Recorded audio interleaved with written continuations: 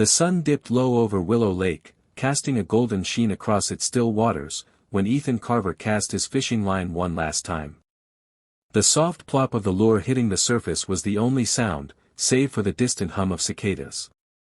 Ethan, a widower in his late 50s, had fished these waters since he was a boy, back when his father taught him to tie a knot and wait patiently for the tug of a bass. The lake was his sanctuary, a place where grief over his wife, Sarah, softened, and memories of her laughter lingered like the ripples on the water. But that evening, as Ethan reeled in his line, a sharp voice shattered the peace. "Mr. Carver, you're in violation of HOA regulations," barked Mrs. Pritchard, the neighborhood association's self-appointed enforcer, clutching a clipboard like a weapon. She thrust a fine notice at him, $200 for unauthorized recreational activity on the lake, which the HOA claimed as community property. Ethan's heart sank. The lake, his haven, was no longer his. Ethan's modest home sat at the edge of Willow Lake Estates, a suburban enclave in central Ohio where manicured lawns and strict rules suffocated individuality. The HOA, led by Mrs. Pritchard and her clique, governed with an iron fist, fining residents for everything from unapproved mailboxes to children's chalk drawings. Ethan, a retired mechanic with a weathered face and kind eyes, had never cared for their petty power plays. He kept to himself, tending his garden and fishing at dusk. But the lake was different. It was where he'd proposed to Sarah under a willow tree, where they dreamed of raising a family before her cancer diagnosis stole those dreams. The HOA's fine wasn't just a penalty, it was an invasion of his last connection to her. That night, as Ethan stared at the fine on his kitchen table, anger simmered. But beneath it, a quiet resolve took root. He wouldn't let them take the lake. The next morning, Ethan drove to the county records office, his pickup truck rattling along the highway. He'd heard rumors that the lake's ownership was murky, a legal oversight from when the neighborhood was built.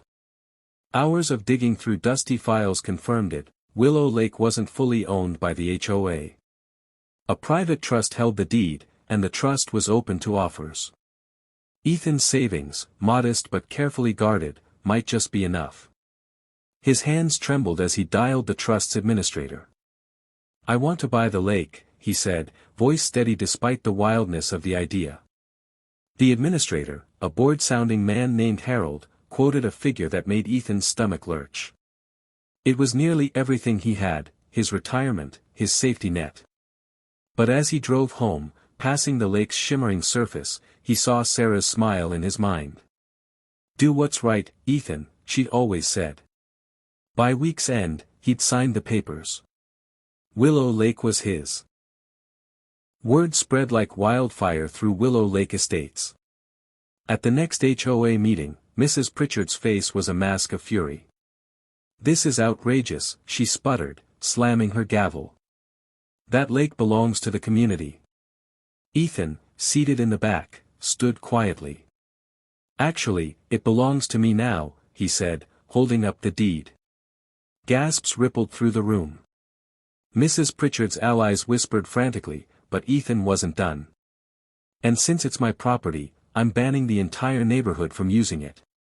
No more picnics, no more kayaks, no more anything. You fined me for fishing, so now you get nothing." The room erupted in protests, but Ethan walked out, his heart pounding. Revenge felt good, sharp and sweet, but as he reached his truck, a pang of doubt crept in. Was this really what he wanted? Days passed, and the neighborhood turned cold.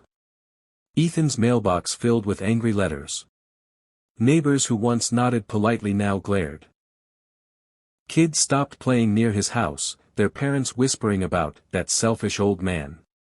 Ethan tried to shrug it off, fishing alone at dawn, but the lake felt different now.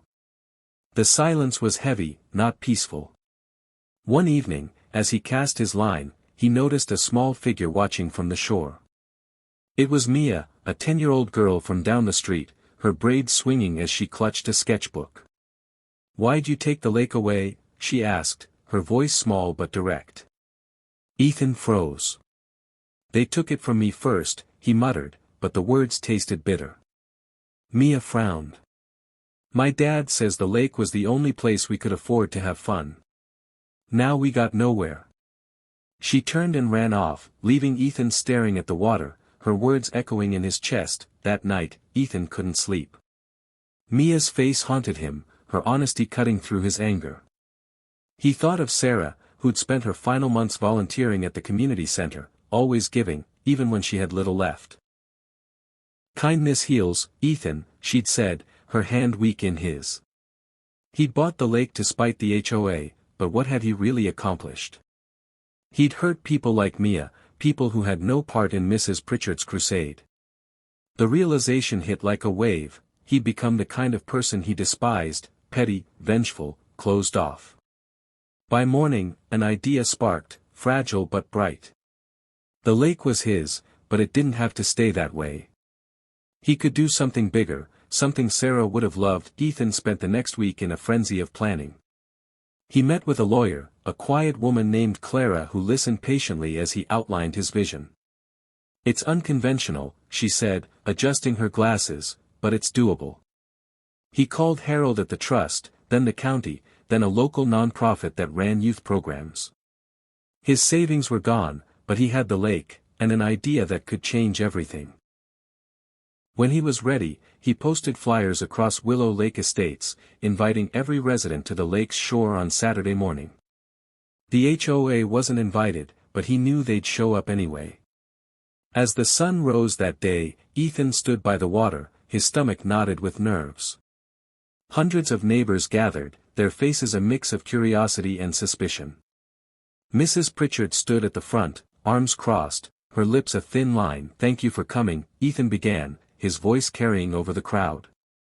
I bought this lake because the HOA tried to take it from me. I was angry, and I wanted to hurt them back. So I banned you all. Murmurs rippled through the crowd. Mrs. Pritchard scoffed, but Ethan raised a hand. I was wrong.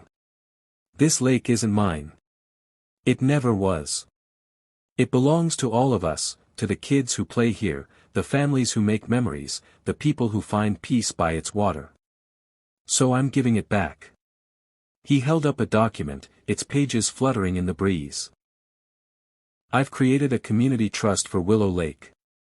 It's now owned by a nonprofit that will keep it open to everyone, forever. No HOA, no fees, no fines. Just a place for us to come together. The crowd was silent, stunned. Then Mia, standing near her father, stepped forward, her sketchbook clutched to her chest. You mean we can come back? She asked, her eyes wide. Ethan nodded, his throat tight. Always, kiddo. A cheer erupted, loud and raw, as neighbors clapped and hugged. Mrs. Pritchard's face twisted, but she said nothing, her power crumbling in the face of something stronger. Ethan handed the trust papers to Clara, who'd agreed to oversee the nonprofit.